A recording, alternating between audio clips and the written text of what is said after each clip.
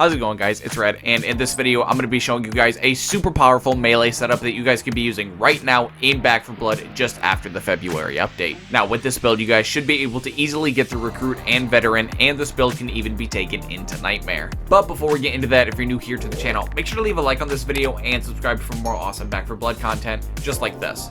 Also, make sure to check out the link to my Discord server. It's going to be down in the description below. You guys can use it to find teammates to play Back 4 Blood with. So if you guys are in some dire need of teammates, make sure to come check out the Discord server. And without further ado, I hope you guys enjoy the video.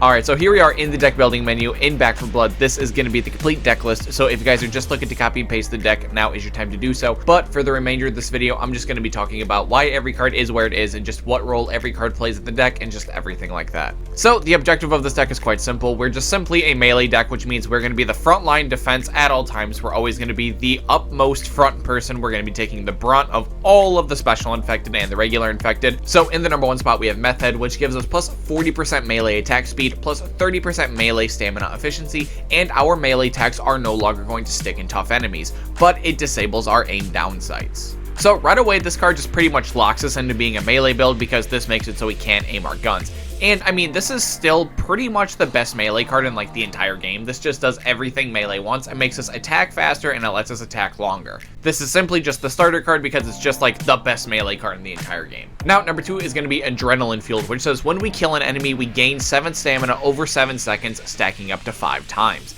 Now, with us being a melee build, our stamina bar is obviously a very important aspect of that, and we need a good amount of cards that are going to help us with our stamina bar to make it so we can swing our melee weapons longer. And Adrenaline Fueled is going to be one of them because it is going to continuously give us stamina over 7 seconds. So as we just keep killing common and even just mutations, we are going to still be gaining stamina no matter how much we're swinging, just simply because of how many things we're killing while we're swinging. So when we're in a horde and we're, just constantly chopping things up, Adrenaline Fueled is basically going to make it so we have unlimited stamina. And in the number 3 spot, we have Face Your Fears, which says we gain 2 temporary health whenever we kill a Ridden within 2.5 meters.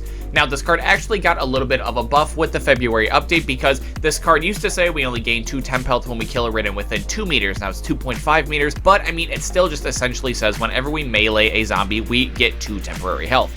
And I mean, getting 2 temporary health with every single kill that we get is obviously very strong. Ever since the game's release, Face Your Fears has been one of, if not the best melee cards just in the entire game. That with Adrenaline Fueled and Meth Head have been honestly just some of the best melee cards in the entire game. Adrenaline Fueled not so much because it got a change since launch, but I mean, this card has always just been an absolute house. And at number 4, we have Money Grubbers, which says each time our team loots copper, we gain 3 additional copper, stacking up to 75 additional copper. Now, the reason that we're playing Money Grubbers is even though Compound Interest got a nerf with the newest update, I still think Money Grubbers is still just the better card. I still think it's just the best copper card in the entire game, and I do still think that, single-handedly just running this card is going to solve any economical, issues that you have through any of your campaigns. I mean, and that's just with one player using it. When you get, 2, 3, 4 people using Money Grubbers, copper is going to absolutely just not be an issue, and I feel like that is just way too strong to, just not utilize.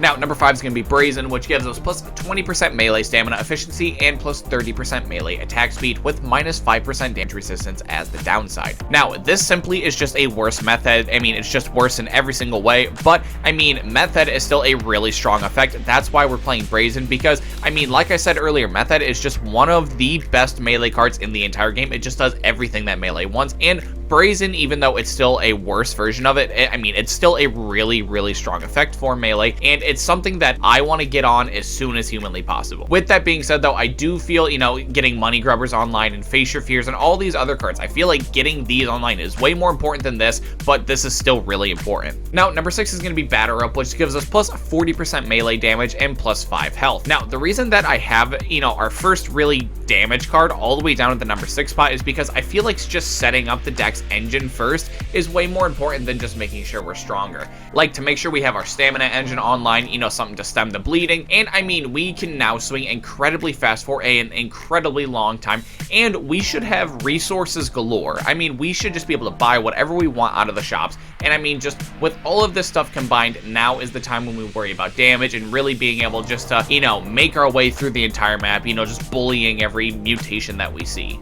Now, number 7 is going to be Amped Up, which says when a horde is triggered, our team is going to gain 25 temporary health. Now, Amped Up is in here because, I mean, it's pretty much just like the best card in the entire game right now, just because of how busted it is. I mean, just getting 25 temp health on, you know, every single horde, that's good enough for me to want to play it because I use temp health with Face Your Fears, and I, you know, have other cards that are going to benefit from me having temporary health. But, I mean, I feel like the thing that just makes Amped Up really, really good is that you can self-trigger hordes. Like, I mean, there are a lot of ways to trigger hordes in Back 4 Blood. I mean, there's the sleeper hordes, there's the bird hordes, I mean, there's security doors. You can just trigger them and then go hide in a corner where you know you're not going to get hit, and then you just netted 25 temp health. I mean, just having that alternate use is just so strong, and that's why it's in the deck. Now, number 8 is going to be Numb, which says we get plus 15% damage resistance when we have temporary health. Now, this is in here because when we have Amped Up, we're essentially always going to have temporary health, and with Face Your Fears, we are going to essentially always have temporary health. So we essentially are going to always have 15% damage resistance with absolutely no downside. Now, number 9 is going to be Rhythmic Breathing, which gives us plus 40% stamina. This one's just really straightforward. Like I said earlier, with us being a melee deck, I mean, our entire strategy is reliant on that stamina bar, and just getting 40% extra for no downside is really, really strong because we essentially got everything else set up. Like, there's not very much you could ask for past what we've already got, and just giving us more stamina is exactly where we need to be because, I mean, we might not swing through the entire stamina bar, but having all this excess stamina really lets us, you know, do things that we wouldn't normally be able to do, you know, like sprint, and it just gives us a lot of wiggle room.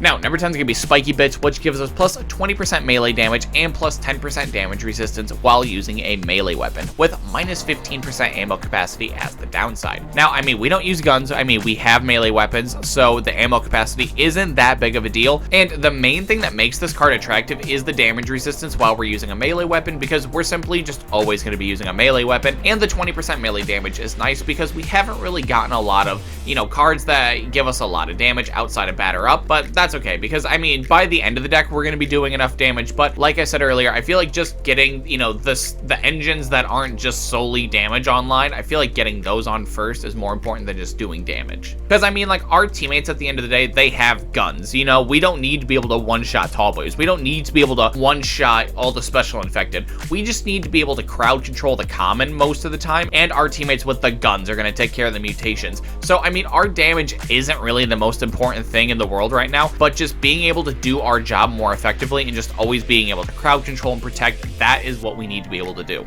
Now, number 11 is going to be Vanguard, which says melee kills grant 1 temporary health to you and nearby teammates. So this card is going to especially shine when you guys are playing closely together, or if you guys are really just stuck into a small room and you as the melee player are bottlenecking the doorway. Because I mean, if you guys are stuck in a small room and you kill, you know, just like 30, 40, you know, common, you are going to give your team 40 temporary health, and I mean, you are going to become a more effective healer than the actual healer on your team, and you're still just going to be giving them temp health if you guys are happen to just play together, you know what I mean? And now we are also going to be getting 3 temporary health every time we kill a Ridden now, thanks to Vanguard and Face Your Fears. So I mean, we are going to be just getting so much temporary health along with Amped Up and getting plus 15% damage resistance. We are just going to be an absolute tank. Now, number 12 is going to be Heavy Hitter, which says melee hits against weak spots deal plus 20 additional stumble damage. Now, if you don't know what stumble damage is, basically if you hit a special infected in his weak spot enough, it is going to just basically stun him back, and that's all stumble damage really is. Now, how we can take advantage of this is that, you know, if we're facing something like a tall boy, we can hit him in his weak spot and then make him have to stumble back, and then we can just hit him in his weak spot again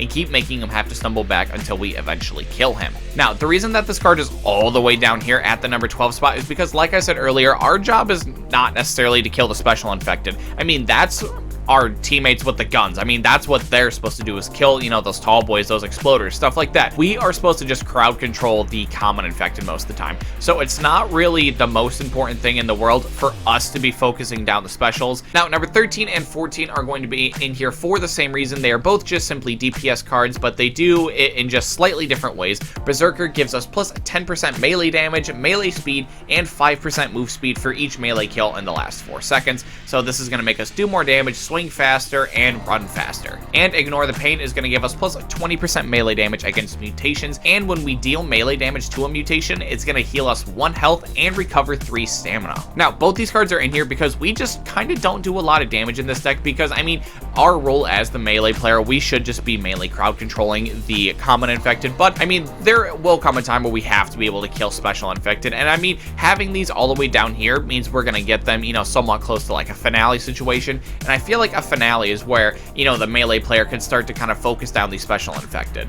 And number 15 is going to be Motorcycle Helmet, which gives us plus 15% damage resistance and plus 10 health, with our aim down sights being disabled, but Meth Head already did that, so this isn't really that big of a downside, and this is in here simply for, you know, the same reason that these are in here, just to help us with a finale. This is just going to be the last thing to help stem the bleeding, because, I mean, we do sometimes take a lot of damage, especially if we get caught in a spot where we have no stamina. There's really not a whole lot we can do. And, I mean, if you take into effect just how much temporary health and just resistance we're going to have, we have Face Your Fears, we have Amped Up, Numb, Vanguard, and Motorcycle Helmet. Like, we are going to just be practically invincible.